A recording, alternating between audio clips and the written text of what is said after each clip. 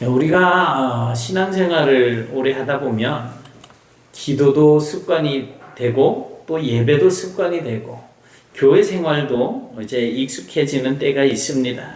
그런데 어느 순간 돌아보게 되면 기도의 내용이 너무 좁아질 때가 있습니다. 그래서 기도를 하다 보면 내 건강, 내 자녀, 내 사업, 그리고 내가 가지고 있는 문제, 그리고 나의 집안의 일만 놓고 기도하는 시간이 점점 많아진다는 거예요. 물론 그 기도도 중요하죠. 해야 됩니다.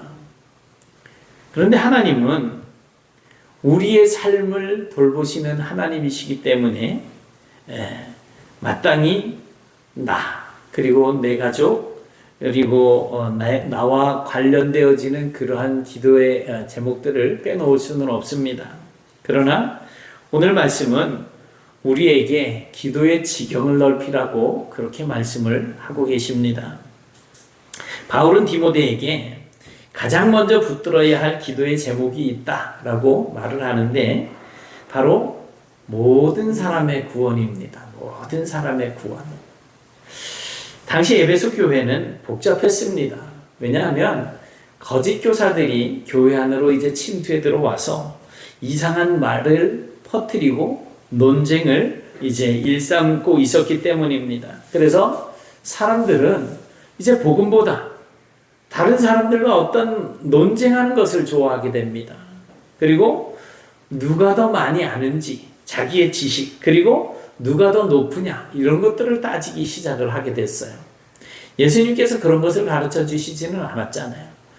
너희 중에 높고자 하는 자는 섬기는 자가 되어야 한다. 오히려 이렇게 가르쳐 주셨는데 이상하게 복음과는 이제 다른 길로 이렇게 가는 그런 모습들이 나타나고 있었던 것입니다. 바울은 그런 교회를 향해서 이런 말을 합니다. 교회가 해야 할 가장 중요한 일은 논쟁이 아니라 기도고 사람을 정죄하는 것이 아니라 살리는 것이다. 그래서 오늘은 이 본문의 말씀을 통해서 하나님께서 원하시는 교회의 모습과 또 우리 성도의 삶은 어떠한 것이어야 하는지를 함께 살펴보고자 합니다. 바울은 1절에서 이렇게 말을 합니다. 같이 봅니다. 시작. 그러므로 내가 첫째로 원하노니 모든 사람을 위하여 간구와 기도와 도구와 감사를 하되. 여기서 첫째로라고 하는 이 말은 첫 번째, 두 번째 이런 어떤 단순하게 순서를 말하는 것이 아니에요. 첫째라고 하는 의미는 이제 첫 번째, 두 번째, 세 번째, 1, 2, 3, 4등을 가리는 그러한 순서를 따질 수도 있는 것이지만 여기서는 가장 중요한 것, 가장 우선적인 것을 이야기하는 거예요. 바울은 교회가 가장 먼저 해야 할 일이 뭔지를 이제 말을 해주고 있는 건데 그것은 아까도 잠깐 말씀드렸지만 뭐 하라고요? 모든 사람이 구원받기를 위해서 기도하라는 거예요. 여기서 이제 간구와 기도와 도구와 감사를 하되 얼핏 보면은 다 그 소리가 그 소리잖아요. 그런데 간구라고 하는 것은 나에게 부족한 것을 채워달라고 하는 기도로 보시면 됩니다. 제가 사랑이 없어요, 하나님. 제가 믿음이 좀 부족해요. 채워주세요. 이런 기도서부터 간구는 이제 그런 기도로 이제 보시면 되고요. 또 기도라고 하는 것은 우리가 하나님께 일반적으로 드리는 기도. 그리고 도구라고 하는 것은 다른 사람을 대신해서 드리는 기도. 흔히 중보기도라고 이야기하죠. 그 다음에 감사는 우리가 하나님께 받은 은혜에 대한 고백입니다. 하나님 나를 구원해 주셔서 감사합니다. 하나님 나를 자녀 삼아 주셔서 감사합니다. 하나님 내가 오늘 아침에 눈을 뜨게 해주셔서 감사합니다. 하나님 이 점심 이제 지났죠. 점심밥을 먹을 수 있게 해주셔서 감사합니다. 이게 다 감사인 거예요. 하나님께서 주시는 은혜에 대한 고백인 거죠. 그러니까 사도 바울은 지금 이 모든 종류의 기도를 다 동원해서 어떻게 하라는 거예요? 모든 사람이 구원받게 되기를 위해서 기도하라는 거예요. 우리는 보통 나 자신을 위해서는 열심히 기도합니다. 나 자신을 위해서도 기도 잘 안 할 때도 더 많죠, 사실. 그렇지 않아요? 하루에 기도 몇 시간씩 하세요? 몇 분 하세요? 제가 전에 장로님들 뿐만 아니라 이제 몇 번 얘기하다가 말았잖아요. 하루에 새벽 예배를 못 나오면 저녁 때 퇴근할 때라도 잠깐씩이라도 들려서 교회에서 기도하고 가셔라. 옛날에 한번 그 얘기 했고, 몇 년 전에 한번 이 얘기 했고, 그리고 제가 안 하고 있는데 오늘 또 하는 거예요. 예전에 화성이 학생 때, 세명고등학교 다닐 때, 주일날 딱 와가지고, 목사님, 저 어제 교회, 제 어깨를 이렇게 툭툭 치면서, 어제 저 교회 왔다 간 거 아세요? 이렇게 있더라고요. 애들도 그렇게 한단 말이에요. 어쨌든 간에, 우리는 나를 위해서는 열심히 기도를 해요. 또 내 자녀를 위해서는 눈물을 흘리면서 밤을 새워서라도 기도하죠. 그런데 내 주변에 믿지 않는 이웃, 또 믿지 않는 나라, 믿지 않는 지도자, 내가 싫어하고 미워하는 사람 등등을 위해서는 얼마나 기도하십니까? 2절에서는 특별히 임금들과 높은 지위에 있는 모든 사람을 위하여서 기도하라라고 이렇게 말씀을 하고 있어요. 당시에 이 지역을 다스리고 있었던 황제가 이제 네로예요. 네로 황제. 이 사람은 기독교를 엄청 박해를 했습니다. 무슨 예술을 한다고 시내에다 불을 확 싸질러 놓고 이제 감당이 안 돼. 그 불 보면서 시를 지으려고 했는데 걷잡을 수 없는 그런 이제 일을 당하게 되니까 이 기독교인들한테 그거를 뒤집어 씌웠어요. 그래가지고 뭐 엄청난 박해가 일어났었던 적이 있습니다. 그런데 바울은 그런 사람을 위해서도 기도를 하라고 지금 말을 하고 있는 거죠. 왜 그렇습니까? 나라가 평안해야 복음도 자유롭게 전해질 수 있게 될 것이고, 또 사회가 안정되어야 예배도 지킬 수가 있게 되기 때문에 그런 겁니다. 지금 북한 같은 경우는 뭐 중국도 마찬가지예요. 중국 몇 년 전에는 우리 한국에서 들어가 있던 선교사들 다 쫓아냈어요.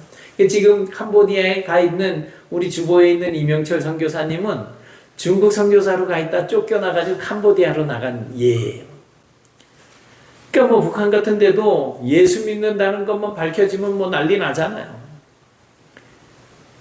그러니 우리가 지도자들을 위해서도 기도하는 게 굉장히 중요한 거예요. 이 나라 정말 바른 정치, 그리고 정말 모든 국민들, 백성들이 평안한 삶을 살 수 있도록 그렇게 기도하는 것 중요한 거죠. 그리고 그런 지도자들을 위해서 기도해야지 되는 이유가 뭐냐면, 하나님께서는 바로 그 사람도 구원받기를 원하신다라는 거죠. 4절에 보니까 하나님은 모든 사람이 구원을 받으며 진리를 아는 데 이르기를 원하시느니라 이렇게 말씀을 하고 있어요. 모든 사람이 구원을 받으며 진리를 아는 데 이르기를 원하신다. 그런데 이 말씀을 들으면 우리 이제 그 장로교는 제한 속죄, 그러니까 선택된 자들만이 구원을 얻게 돼 있다 이거예요. 그런데 우리는 누가 선택받은 사람인지를 볼 수는 없잖아요. 그래서 이런 말씀을 볼 때, 그러면 하나님은 모든 사람들을 다 구원하신다는 말입니까? 라고 하는 질문을 하기가 쉬워요. 그런데 이 말씀은 여기서 이렇게 이해를 해야 됩니다. 여기서 말하는 모든 사람이라고 하는 말은 한 사람도 빠짐없이 모두 다라는 뜻이라기보다 모든 종류의 사람들을 의미하는 거예요. 그래서 2절에서 아까 왕과 왕들, 그리고 높은 지위에 있는 모든 사람을 포함해서 다 누구를 위해서든 기도를 하라는 거죠.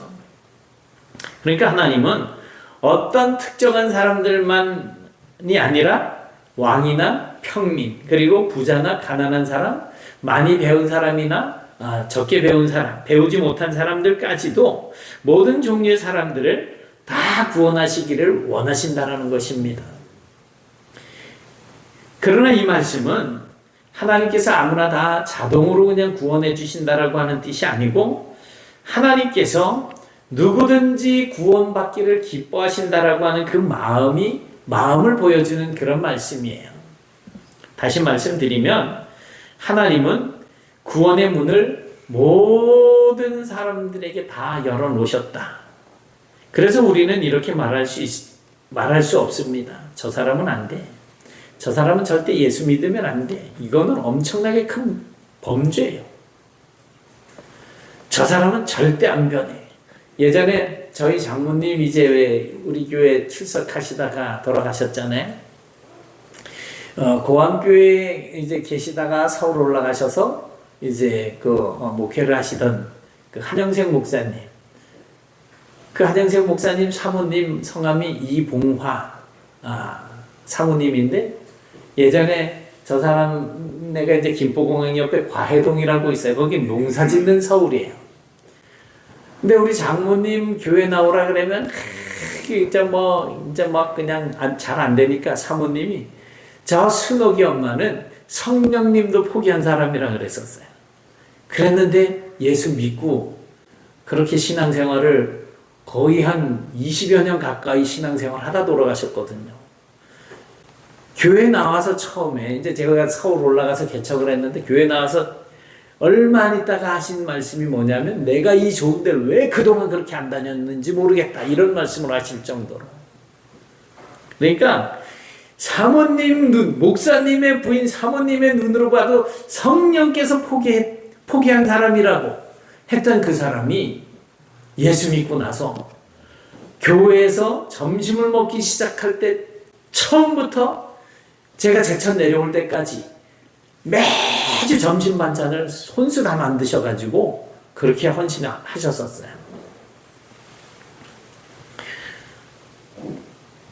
그러니까 우리가 저 사람은 안 돼, 저 사람은 절대 안 변해 라고 말을 하면 안 되는 이유는 뭐냐면, 하나님께서는 그 사람도 구원받기를 원하시기 때문이라는 것입니다.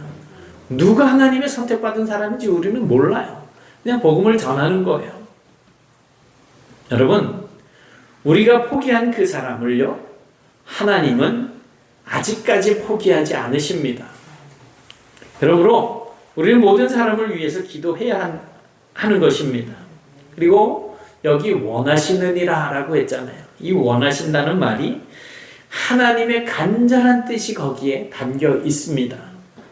하나님은, 그래서 오늘도 우리 양승자 집사님 지지난주에 한번 오시고 오늘 또 오셨잖아요. 싱글싱글 이렇게 표정이 엄청 그냥 싱글싱글한 그런 표정인데, 하나님은 그렇게 교회를 떠난 자녀도 기다리고 계십니다.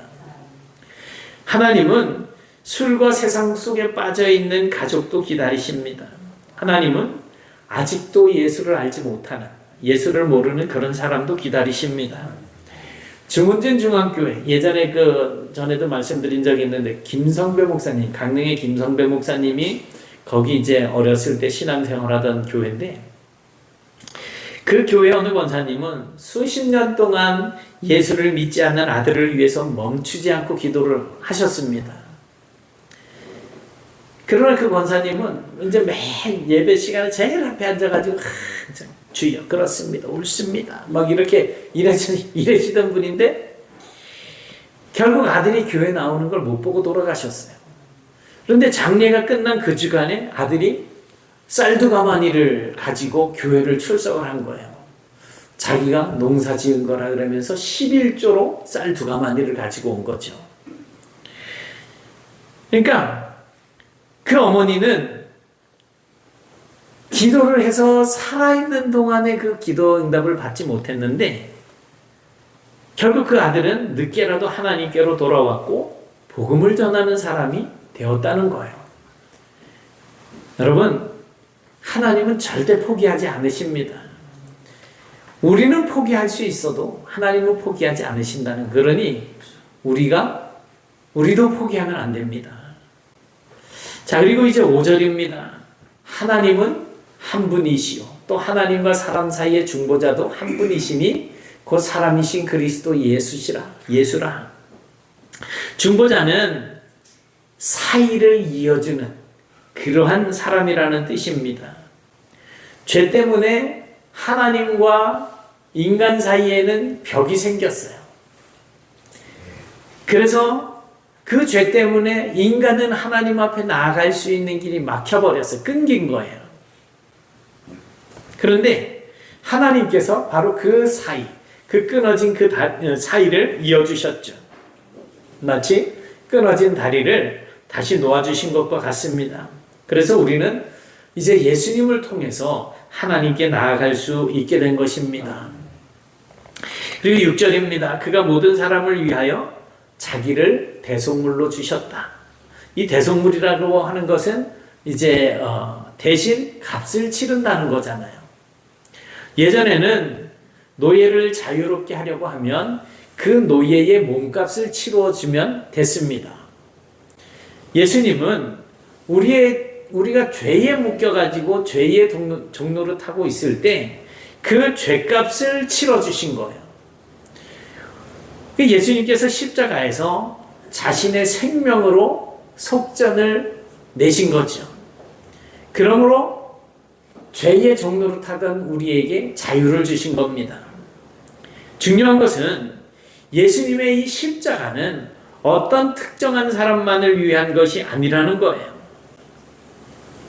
착한 사람만 위한 것도 아니고 교회 오래 다닌 사람만을 위한 것도 아니고 한국 사람만을 위한 것도 아니고 모든 사람들을 위한 것이라는 것입니다. 그래서 우리는 누구도 포기해서는 안 되는 거예요. 저 사람은 안 될 거야? 라고 말해서는 안 됩니다. 왜냐하면 예수님은 바로 그 사람을 위해서도 죽어주셨기 때문입니다. 바울도 원래는 교회를 핍박하던 사람이었잖아요. 그런데 하나님은 그런 바울을 바꾸셔서 사도로 사용하셨습니다. 그래서 바울은 7절에서 이를 위하여 내가 전파하는 자와 사도로 세움을 입은 것은 참말이요 거짓말이 아니다. 나는 복음을 전하는 전파자, 사도로 세움을 받았다 라고 말을 하고 있는 것입니다. 우리도 마찬가지죠. 구원받은 사람은 그래서 주님께서 주신 마지막 명령이 뭐예요? 복음을 전파하라 라고 하는 것이잖아요.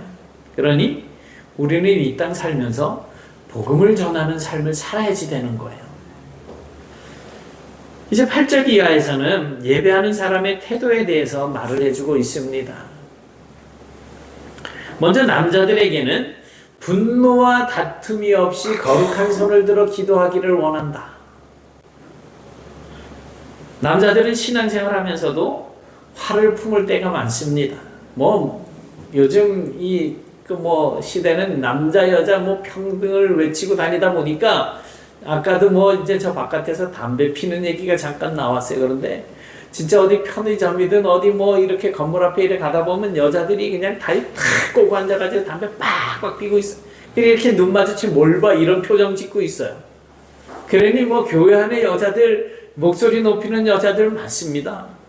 제가 몸조심 엄청 하잖아요. 안 맞으려고. 어쨌든 그래서 교회 안에서도 고집을 부리고 자기 생각이 옳다고 우기고 서운한 일이 있으면 오랫동안 붙잡고 있는 존재들이 바로 남자예요, 남자. 그런데 하나님은 분노하는 손이 아니라 이 분노와 다툼 없이 그랬잖아요. 거룩한 손은 그럼 어떤 손을 거룩한 손이라고 할까요? 네? 네. 거룩한 손을 들어 기도하라 그랬잖아요. 그러니 거룩한 손은 어떤 손일까요? 거룩이라고 하는 뜻이 뭐예요? 분리가 돼 있잖아요. 뭐하고 분리가 돼 있어요? 죄하고 분리돼 있어요. 그러면 거룩한 손이라는 건 뭐예요? 죄를 묻히지 않은 손을 들어서 기도하라는 거예요. 오늘 이 8절 말씀에 보면 뭐를 씻고 기도하라는 소리로 들려요? 분노와 다툼이 없는 손. 그러니까 이 죄를 묻히지 않은 그 거룩한 손을 들고 하나님 앞에 기도하라는 겁니다. 그러니 기도하기 전에 내 마음속에 자리 잡고 있는 미움부터 내려놓으라는 거예요. 내 마음속에 막 끓어오르는 분노부터 내려놓고 기도하고, 또 누군가 다투는 그러한 것들이 그냥 여전히 자리 잡고 있다면 다툼 내려놓고 하나님 앞에 기도하라는 게 뭐예요? 미워하지 말고 분노하지 말고 다투지 말라는 거예요. 그래야 거룩한 삶을 살면서 복음을 드러내는 그러한 성도가 될 수 있다는 겁니다. 그리고 이제 여자들에게는 단정함과 선행으로 자신을 단장하라 라고 말을 합니다. 당시 에베소는 화려함을 자랑하는 그런 문화가 정말 아주 강했습니다. 여성들은 머리를 화려하게 꾸미고 보석을 치장을 해가지고 자신을 드러내는 거죠. 나 이런 사람이야 막 이러면서 막 손가락도 막 내밀고 막 치렁치렁한 거 이래 내밀고.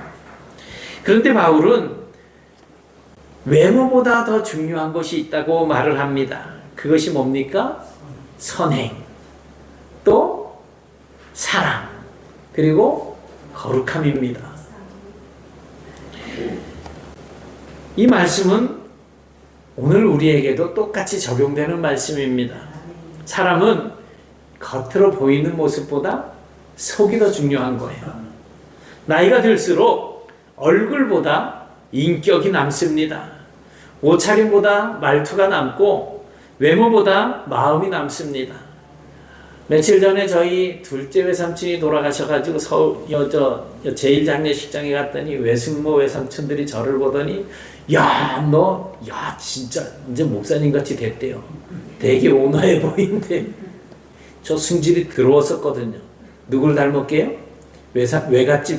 외갓집 식구들 성격을 닮았어요. 제가 어머니 성격을 닮아가지고, 제가 어렸을 때는 전 참 온순하다는 소리를 많이 들었는데, 이 외갓집 식구들은 저를 아주 못된 놈으로 그렇게 기억을 하고 있는 거예요. 근데 지금 보니까, 이야, 잘생겼다. 이게 제일 제가 하고 싶었던 얘기. 잘생겼대, 날 보고. 그러면서 엄청 온화해졌다고 막 이런 얘기를 하더라고요. 이제 나이가 들면 이 얼굴이 이제 살도 좀 붓고 이러니까 이런 게 이제 겉으로 이렇게 드러나는 것 같아요. 그러니까 우리도 깊이 생각을 하셔야지 돼요.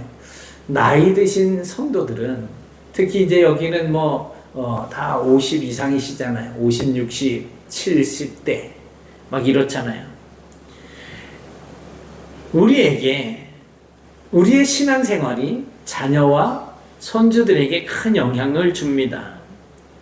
손주들은 할머니나 할아버지가 새벽에 기도하는 모습을 기억합니다.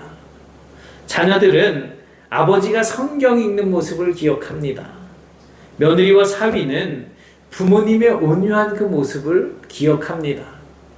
며느리 그냥 쥐잡듯이 잡고 이러면 이거는 그냥 며느리 구원받는 거는 저 물 건너 가는 거예요.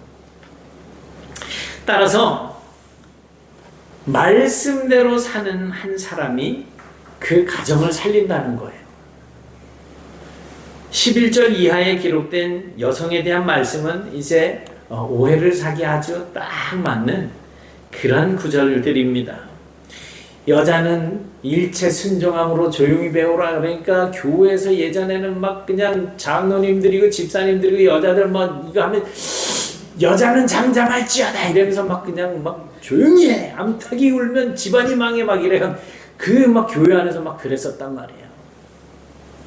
그리고 여자가 가르치는 것과 남자를 주관하는 것을 허락하지 아니하노니 오직 조용할지니라 이러면서 아담이 먼저 지음을 받았고 하와가 그 후니, 그리고 아담이 속은 게 아니고 여자가 속아서 죄에 빠졌으니 여자들은 일체 순종함으로 조용히 배우라 이렇게 말을 한단 말이에요. 그런데 사실 바울이 이거 여자들을 무시하려고 하는 의도로 기록한 말씀이 아닙니다. 그 당시 에베소 교회 안에는 잘못된 가르침이 있어서 흔들리고 질서를 깨뜨리는 그런 사람들이 있었어요. 그래서 먼저 배우고 겸손하게 신앙 안에서 성장하라는 뜻으로 말씀하고 있는 거예요. 그런데 이 여자들은 또 이게 세잖아요. 옛날이나 지금이나 그렇지 않아요? 남자들은 성질 버럭버럭하고 뭐 막 이렇지만 여자들은 저거 뭐 이러면서 이제 그냥 막 문제를 만들어내는데 누구네 집에 숟가락에 뭐 녹이 쓸었다더라 구멍이 뚫렸다더라 이런 소리까지 그냥 막 소문을 이제 만들어내는 거죠. 그래서 조용히 하라는 거예요. 그냥 뭐 다른 게 아니고. 이 말씀의 핵심은 뭐냐면 남자든 여자든 모두가 다 교회 안에서 질서를 지키고 거룩하게 살아가라는 거예요. 그냥 막 죄악된 그런 말들, 소문들 막 그냥 있는 말 없는 말 다 퍼뜨려가지고 한 사람 이상하게 만들고 이러는 거 하지 말라는 거죠. 15절도 마찬가지입니다. 그러나 여자들이 만일 정숙함으로써 믿음과 사랑과 거룩함에 거하면 그의 해산함으로 구원을 얻으리라 그랬어요. 믿음과 사랑과 거룩함에 거하면 뭐예요? 간단하게 말씀드리면 끝까지 믿음으로 살아가는 거예요. 믿음으로. 그런데 여기 이제 해산함으로 구원함을 얻으리라 그랬잖아요. 그럼 여자들은 교회 안에서 조용히 그냥 신앙생활 하다가 때 되면 애나 낳아 그러면 구원받아 이런 소리로 들을 수 있는데 그 얘기가 아니에요. 이것은 믿음과 사랑과 거룩함 이것들이 우리의 삶 속에 실천되어지는 걸 이야기하는 거예요. 내가 믿음, 거룩함, 또 사랑 이거를 해산을 하는 거죠. 다른 사람들을 이제 나쁘게 폄훼하고 뭐 없는 말까지 지어가지고 막 이렇게 말을 지어내던 이런 것들 말고 겉으로 치장하고 이러는 거 말고 정숙함으로써 믿음과 사랑과 거룩함에 거하면 그것이 삶 속에 드러나게 되면 이제 구원이 증명되어지고 다른 사람들에게 복음이 전해지게 된다라는 그런 말인 거죠. 구원은 오직 믿음으로만 받습니다. 그러니까 바울이 말하는 것은 여자든 남자든 끝까지 믿음과 사랑과 거룩함 가운데 살아야지 된다라는 거예요. 여러분, 오늘 말씀은 우리에게 세 가지를 가르쳐주고 있습니다. 하나님은 모든 사람, 모든 종류의 사람들이 구원받기를 원한다는 것이고 예수님은 모든 사람을 위한 유일한 중보자시라는 거예요. 그리고 구원받은 성도는 거룩한 삶을 통하여서 복음을 드러내야지 된다는 거죠. 그러므로 우리의 기도가 너무 좁아지지 않게 해야 합니다. 내 가족뿐만 아니라 나라를 위해서 지도자를 위해서 기도하고 또 교회를 떠난 영혼들을 위해서 기도하고 우리 주변에 정말 많이 힘들고 어려운 사람들을 본다면 그들을 불쌍히 여기는 마음으로 그들을 위해서 기도하고 그렇게 기도하시기 바랍니다. 그리고 우리의 삶이 복음의 통로가 되기를 바랍니다. 말로만 예수를 믿는 사람이 아니라 삶으로 내 생활 속에서 살아계신 예수님을 삶으로 보여주는 그런 성도가 되시길 바랍니다. 우리의 기도와 말씀과 믿음을 기초로 하는 이 삶을 통해서 많은 사람들이 우리를 통하여 하나님께로 돌아오게 되고 또 우리의 가정과 교회와 이 나라가 하나님의 은혜 가운데 세워지게 되는 그러한 일꾼들이 되실 수 있기를 주님의 이름으로 축원합니다. 사랑의 하나님, 오늘도 디모데전서 말씀을 통해서 하나님의 마음을 알게 하시니 감사합니다. 하나님께서 모든 사람이 구원받기를 원하신다라고 하는 이 사실을 기억하게 하시고 우리의 기도가 나 자신과 내 가족만을 위한 기도에 머물지 않게 해주옵소서. 나라와 지도자들을 위해 기도하게 하시고 아직 예수님을 모르는 영혼들을 품고 그들을 불쌍히 여기는 마음으로 기도할 수 있도록 도와주옵소서. 혹시라도 우리가 마음에 포기한 사람들이 있다고 한다면 하나님께서는 여전히 그들이 구원받기를 원하시고 포기하지 않으신다는 사실을 기억하게 하시고 끝까지 사랑하고 기도하는 삶을 살아갈 수 있도록 도와주시옵소서. 예수님께서 우리를 위해 대속물이 되어 주셨음을 늘 기억하게 하시고 우리도 복음을 전하는 사람으로 살아갈 수 있도록 인도해 주옵소서. 그래서 우리의 말과 우리의 행동과 우리의 가정과 삶을 통해서 예수님의 향기가 드러나게 하시고 우리의 자녀와 손주들이 믿음 안에서 살아갈 수 있도록 인도해 주옵소서. 우리 마음에 자리 잡고 있는 분노와 미움과 다툼이 아니라 사랑과 온유함으로 살게 하시고 선행과 거룩함으로 하나님께 영광을 돌리며 살아갈 수 있는 저희들이 되게 하여 주시옵소서. 예수님 이름으로 기도드리옵나이다. 아멘.